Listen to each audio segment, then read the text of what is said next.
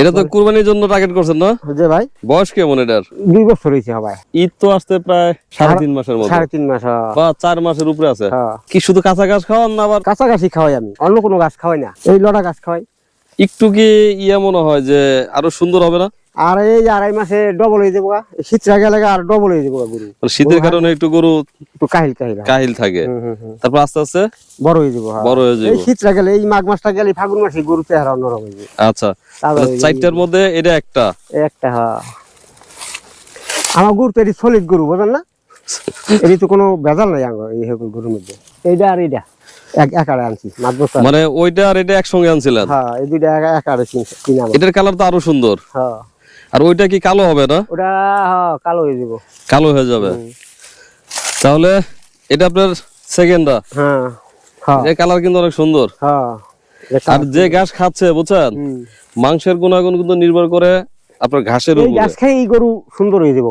সুন্দর হয়ে যাবে শীতটা গেলে। শীতটা এই বাবা রে বাবা, না গুতাইব না। গুতায় না? না না গুতায় না, ঠান্ডা গরু। কালার সুন্দর ভাই। তো কুরবানি টার্গেট করছেন না? হ্যাঁ, কুরবানি আল্লাহ দিলে বেশ মানি। শুনেন, অনেকে আছে কুরবানির জন্য গ্রামের চরের গরু পছন্দ করে। হ্যাঁ, চরের গরু তো সলিড গরু। সলিড গরু আবি যাবি খাওয়াই না, কিছু খাওয়াই না আমরা। এটা কি ক্রস নাকি? এটা ক্রস। আর ওই দুইটা দেশি? ওই দুইটা দেশি। হ্যাঁ। এখন তো বাজারে গেলে আসলে আমাদের দেশে যে অবস্থা, মানে মানুষ ক্রস করতে করতে গরুর অবস্থা বানায় ফেলছে, আসলে দেশিটা চিরা এখন কঠিন হয়ে গেছে। তারপর ওই দুইটা দেশি, সেটা দেখলে বোঝা যায়। আসলে লতিফ ভাই মোট 4টা গরু টার্গেট নিছে ঈদের মধ্যে বিক্রি করবে, সেই জন্য দেখাচ্ছি। তাহলে এই দুইটা একসঙ্গে আনছিলেন আর ওই দুইটা একসঙ্গে আনছিলেন? আর এই দুইটা একাডে। তাহলে এখন এই ঘাসি ওদের হচ্ছে? এই সামনে ভয় করে।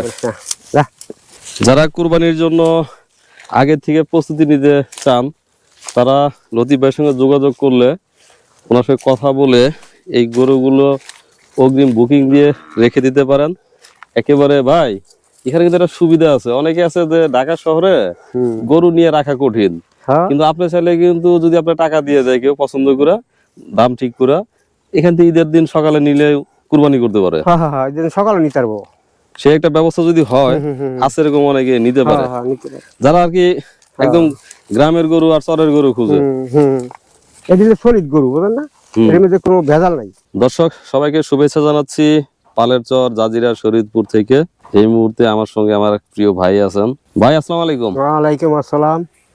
আপনার সাথে দেখা অনেকদিন পরে, তো এদিকে আসার কোনো প্ল্যানিং ছিল না, তো যখন বলছেন যে আমার দেখেন অনেকদিন ভালো লাগে না, দেখলে ভালো লাগে, এই জন্য আসলাম। দেখলে ভালো লাগে। আচ্ছা, ভালো লাগা ভালোবাসি, বুঝলেন না? মানুষ ভালোবাসেন, এই ভালো লাগার কারণও আছে, কারণ এখানে প্রায় 2 বছর ধরে চিনেন। মানে চেষ্টা করছি যে যে কথা কাজে যেন মিল থাকে, সততা যেন থাকে। এখন কাজ করতে গেলে ভুল ভ্রান্তি হইতেই পারে, হয়তো ভুল থাকতে পারে, কিন্তু অন্যায় করিনি কারণ। না না না, অন্যায় করেন না। আমি কোনো সময় আমি অনেক ভালো জানি। আপনি আসার পর আমি আপনার অনেক ভালো জানি। আপনার বাড়ি তো আগে ওই পাশে ছিল, এখন এখানে বাড়ি করলেন কেন? এখন আমার ক্ষেতের মধ্যে বাড়ি করছি আর কি। আচ্ছা, এখানে জায়গা কতটুকু আছে? জায়গা কতটুকু আছে এখানে? আমার জায়গা আছে 30-25 বিঘার মতন। এই বাড়ি নিজেদের জায়গা। মানে একদম পৈতৃক সূত্রে? আচ্ছা, বাপের গেলে সম্পত্তি না, বাপের গেলে সম্পত্তি ঠিক আছে, বলছি যে এই বাড়ি তো আগে করেন নাই, এখন আমরা আসার পরে কি?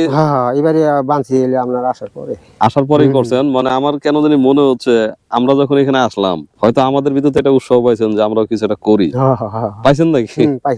আচ্ছা, আমার কিন্তু চরে আসার মেন উদ্দেশ্য ছিল যে আমাদের দেশে যত ফাঁকা জমি আছে কোনো না কোনো ভাবে কাজে লাগুক, এটাই আমার উদ্দেশ্য ছিল।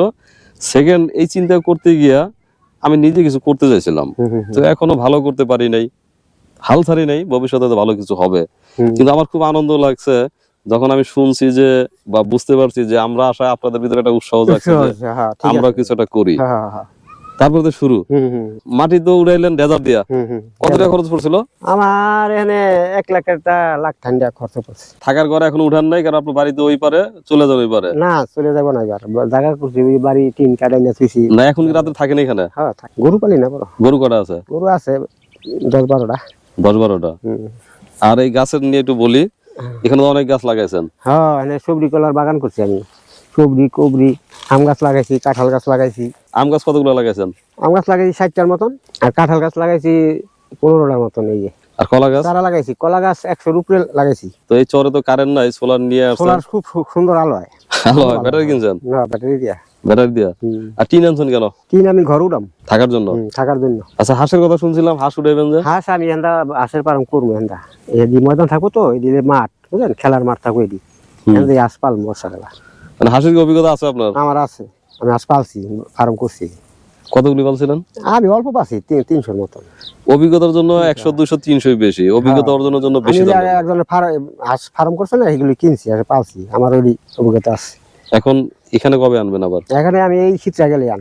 এটা আমাদের খুব আনন্দের বিষয়, কারণ এখানে বেশ কিছু বাড়ি হয়েছে যেটা আমরা আসার আগে কেউ চিন্তা করে নাই, কিন্তু যখন আমরা এখানে আসলাম কিছুটা করার চিন্তা করলাম, তারপরের থেকেই ওনারা চিন্তা করছেন যে আমরাও কিছু একটা করি। আমার মনে হয় যে 5-7 বিঘা হয়েছে না টোটাল এদিকে? তারপরে এই যে এই পাশে যে নতুন বাড়ি দেখতেছি, এরা কোথা থেকে আসছে?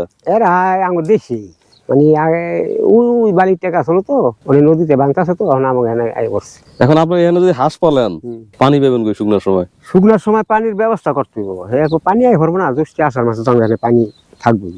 ওই 2-3 মাস হাঁস পারলেই অনেক বড় হয়ে যায়। কিন্তু এখানে আদার বেশি আছে, শামুক আছে বুঝলেন, ওই শামুক খেলে আর বড় হয় বেশি।